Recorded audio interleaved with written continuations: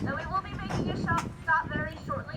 For animal lovers, including some young aspiring veterinarians, working at Global Wildlife Park in Folsom seemed like a dream job. They worked as wagon drivers and tour guides and gift shop clerks, but the highlight was bonding with thousands of creatures that roam free on the 900-acre compound. It's the type of place you get there early and you leave late of your own accord. You go on your day off. You know, you go play with the animals. We go on our day off.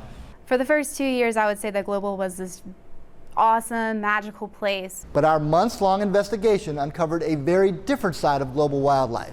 We spoke to more than a dozen former employees, and they gave firsthand accounts of how animals are injured or neglected, getting minimal veterinary care.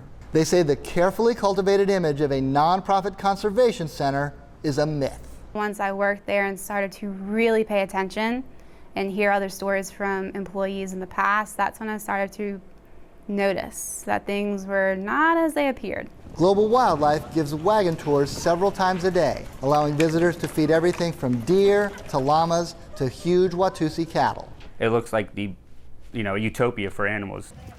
But even at speeds less than 5 miles an hour, the wheels of the wagons are a constant hazard to the animals, sometimes a lethal hazard. Employees provided these photographs exclusively to WWL-TV.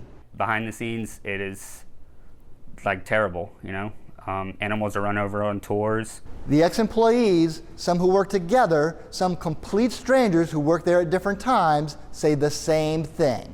The animals being run over by the wagons is a pretty common occurrence. We would often injure animals by running over them. Because it happened at least weekly. It was very difficult to avoid. And you've got kids who are traumatized, you've got adults who are trying to help them. You're sitting there shaking, holding back tears for the rest of the day. Jeff Dorson, director of the Humane Society of Louisiana, said his group has received numerous complaints from visitors. What kind of complaints have you received? Animals being hit by vehicles and not being treated. While the vast majority of online reviews of Global Wildlife are positive, some downright glowing, others have posted horror stories. When a flurry of critical posts appeared on the Global Wildlife Facebook site just this week, the site was taken down. Global will heavily monitor what is posted on their Facebook page. They have been known to delete bad reviews in the past. There are even suggested answers in Global Wildlife's employee manual about how tour guides should answer visitors' questions about animals being run over. The manual directs the workers to, quote, always place the center in the best possible light. We were instructed, of course, to not talk to the public about things that happened, on the facility. We have tried repeatedly over the past month to get answers from Global Wildlife, but owner Ken Mathern and his management team have not responded to our request for an interview. Mathern did talk to NOLA.com for a recent article. He is quoted saying that animal deaths from wagon accidents are rare. And in this Facebook response about animal care and injuries, Global refers to its, quote, team of veterinarians available at any moment. When we asked management to expand on these previously published comments, newly hired operations manager Jimmy Zameen responded yesterday with a written statement. It reads, in part, there were many issues with prior upper management and other employees here at Global. Once the issues were identified, all involved were immediately terminated. Obviously, you are pursuing this news report based on statements from the people that were actually causing the problem. While some of the former employees were recently fired, others quit. And as a group, their employment spans nearly 20 years. They all said Global Wildlife's responses about injured animals and their treatment are misleading.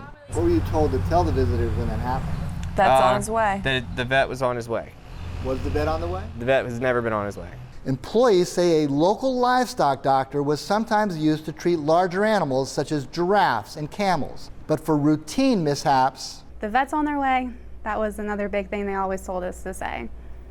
But for an animal that was hit by the wagon, the vet never came. Many of the former employees said the use of the word vet was sometimes code for something much grimmer. And if it's a herd animal or, they said we'll call the vet out, and 9 times out of 10, the vet's either a hammer or a .22 caliber rifle. On multiple occasions, it's been brought up to use a bat. I've seen the bloody baseball bat multiple times in the back of the utility trucks. In the NOLA.com article, Mathern was quoted as saying accounts of euthanasia by hammer or bat were ridiculous. The Global Wildlife Facebook post states that if euthanasia is needed, it's done in, quote, the most humane way by a team of animal experts. When it would get run over like halfway, like the hind legs would get crushed, I mean, you got to put it down. Sure, and how was that done? Various ways. Such as? 22 bat, hammer. There were times where probably an animal would have been okay to just be nursed back to health by a veterinarian. Most of the ex-employees said they pushed for improvements. Global Wildlife, in fact, cites the addition of special mud flaps in front of the wagon wheels to avoid animal collisions. But the employees say the mud flaps are only moderately effective. Many said they pushed for a fail-safe remedy to avoid mishaps altogether. We tried to suggest ways to improve the safety of the wagons, specifically for this specific problem. We gave them diagrams of very cost-effective, simple measures that were already in place in other places. Many guys offered to do that for free, and they wouldn't. They never took any other steps to prevent it from happening. It's such a simple fix. Common sense is a lot of this.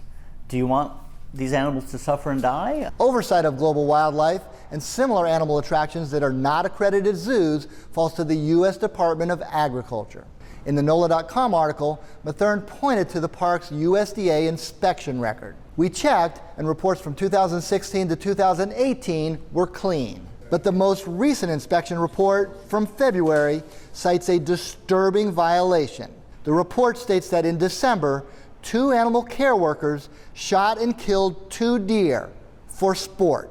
But this is a conservation park. You would think that would be the top priority is the safety of animals.